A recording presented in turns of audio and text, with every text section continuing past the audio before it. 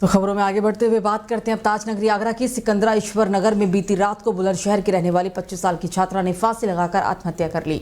वो पीसीएस परीक्षा की तैयारी कर रही थी और किराए पर कमरा लेकर 6 महीने से रह रही थी। सूचना पर पहुंची पुलिस ने शव को फंदे से उतारकर पोस्टमार्टम के लिए भिजवा दिया। थाना सिकंदरा के प्रभारी निरीक्षक नीरज कुमार का कहना है कि बुलंदशहर के नरोरा घाट की रहने वाली छात्रा 6 महीने से यहाँ पर किराए के घर में रह रही थी। वो आरओ और एआरओ की परीक्षा की तैयारी भी कर रही थी और बच्चों को ट्यूशन भी दिया करती थी।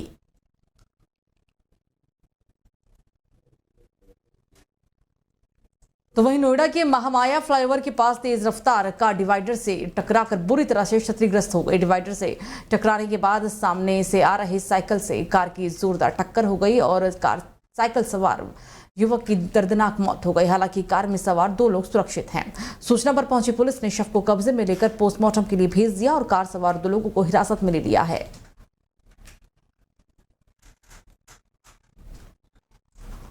तो खबरों में आगे बढ़ते हैं और अब बात करेंगे नोएडा की ही, जहां नोएडा के सेक्टर 39 क्षेत्र के गांव सलारपुर में मदरसों के लिए चंदा मांगने आए एक व्यक्ति को गांव के ही एक युवक ने जमकर पीटा। आरोपित नशे की हालत में बताया जा रहा है। मामला 2 समुदाय के बीच के होने के बाद पूरे गांव में तनाव फैल गया। बड़ी संख्या में लोग इकट्ठा हो गए। सूचना पर पहुंची पुलिस ने आरोपित को हिरासत में लेकर पीड़ित की शिकायत पर मुकदमा दर्ज कर लिया। पीड़ित बिहार के जिला किशनगंज से कुछ दिन पहले ही नोएडा आया था। वो बिहार में खुले मदरसे के संचालन के लिए चंदा मांग रहे हैं। आज दोपहर थाना सेक्टर 39 के सलारपुर चौकी क्षेत्र में एक व्यक्ति बिहार से अपने लोगों से चंदा लेने के लिए आए हुए थे।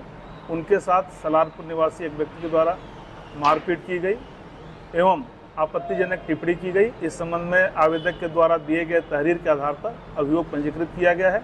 आरोपी को पुलिस के द्वारा हिरासत में लेकर के विस्तृत पूछताछ की जा रही है। तो उत्तर प्रदेश में लोकसभा चुनाव की तारीखों के ऐलान के बाद से ही हलचल तेज नजर आ रही है। सभी राजनीतिक पार्टियों ने यहां जीत हासिल करने के लिए अपने अपने उम्मीदवारों के नामों का ऐलान करना शुरू कर दिया। और इस बीच खबर है कि ऑल इंडिया मजलिस इत्तेहादुल मुस्लिमीन यानी AIMIM ने यूपी की 20 सीट पर उम्मीदवारों की सूची तैयार कर ली है और आज यानी कि 20 मार्च को ही वो लोकसभा 2024 के चुनाव के लिए अपने उम्मीदवारों की सूची जारी भी कर सकता है। खबरों की माने तो असदुद्दीन ओवैसी की पार्टी AIMIM ने यूपी की 20 लोकसभा सीटों पर उम्मीदवारों की सूची तैयार कर ली है और इस सूची में आजमगढ़ से प्रदेश अध्यक्ष शौकत अली का नाम भी शामिल होने की बात सामने आई है।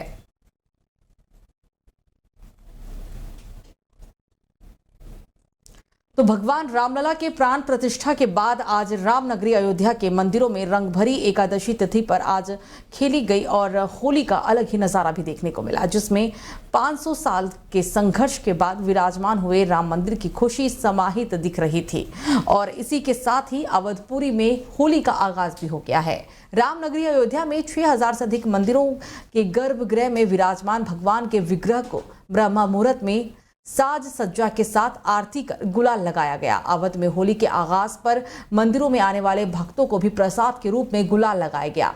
माघ शुक्ल पंचमी बसंत पंचमी पर्व से रामनगरी में औपचारिक रूप से मंदिरों में होली का शुभारंभ हो जाता है और प्रतिदिन भगवान को अबीर गुलाल भी चढ़ाया जाता है। लेकिन फाल्गुन शुक्ल एकादशी को रंगभरी एकादशी पर्व प्रमुख रूप से मनाया जाता है। अयोध्या के हनुमानगढ़ी परिसर में रंगभरी एकादशी पर प्रसिद्ध सिद्धपीठ हनुमानगढ़ी में रंगों के बीच आस्था का मंजर दिखा और साथ ही धार्मिक नगरी अयोध्या की सड़कें अबीर और गुलाल से रंगी हुई नजर आई।